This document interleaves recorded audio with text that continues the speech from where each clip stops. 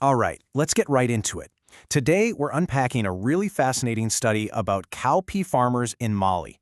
And yeah, it's a story about agriculture, but it's really about something bigger. It's about how the right information, when you get it to people in the right way, can be an incredibly powerful tool against climate change, especially for closing the gender gap. So, to really get this, you have to picture where we are. We're in Mali, a country that's right on the front lines of climate change.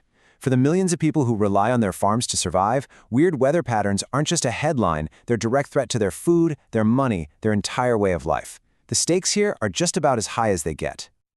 And this number, wow, it just stops you in your tracks. Projections show that in the next decade, a staggering 72% of Mali's population could be facing food insecurity. That's almost 3 out of every 4 people. And it's pretty much all being driven by the impacts of a changing climate. It's a huge, urgent problem. But in the middle of this crisis, there's this little beacon of hope, a humble but incredibly powerful crop. It turns out the story of survival in Mali is all tied up in this one plant. And maybe even more importantly, it's tied to who gets to farm it, which reveals some deep inequalities that are holding everyone back. So, let's get to know the star of our show here, the cowpea. The cowpea is basically a superstar. I mean, it's packed with nutrients, it can handle a drought like a champ, and it even makes the soil better just by growing there. In Mali, it's often called a women's crop because it's absolutely essential for feeding families, and women are the primary farmers. You could say it's the cornerstone of resilience. But here's the thing. Even when you're farming the exact same crop in the exact same village, not all farmers are started from the same place. The research uncovered what is basically a tale of 2 completely different realities, split right down gender lines. And just look at these numbers. They really spell out the systemic disadvantage women are facing.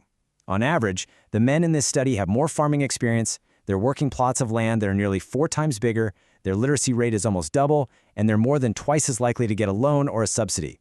These aren't small gaps, these are massive structural roadblocks. And those roadblocks, they lead directly to this. Just look at that incredible difference in the harvest. Men are producing nearly 3 times more cowpeas than women. So that leads to the million-dollar question, right? Why? What's behind this huge yield gap, beyond just the obvious things like land size and money?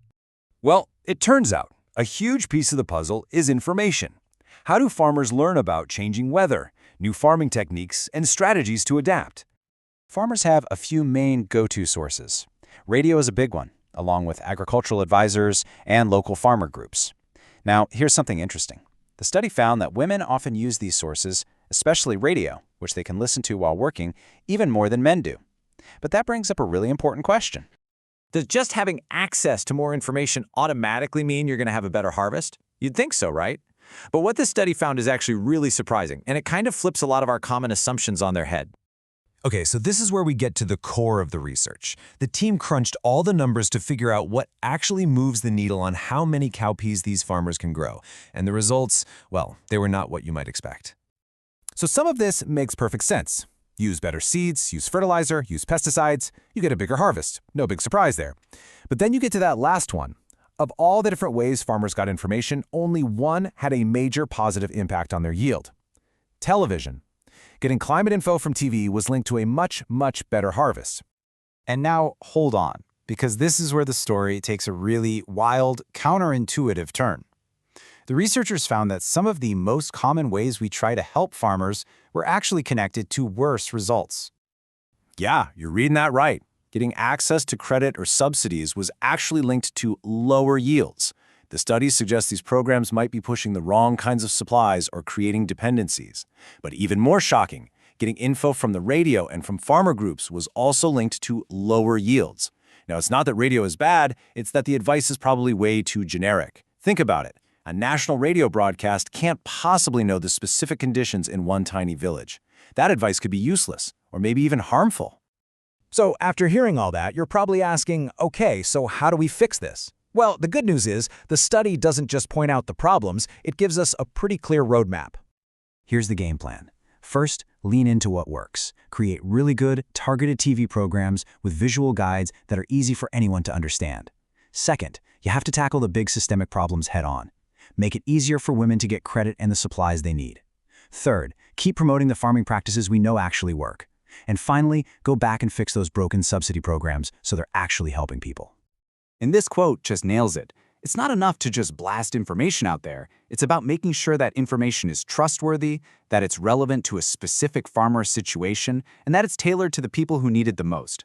It's all about quality and context. And that just leaves you with this really powerful thought, doesn't it? The study found that TV, a technology some people might call old-fashioned, was the single most effective tool for these farmers. It really makes you wonder, what other simple, powerful, and totally overlooked solutions are sitting right in front of us, just waiting to help us solve our biggest problems?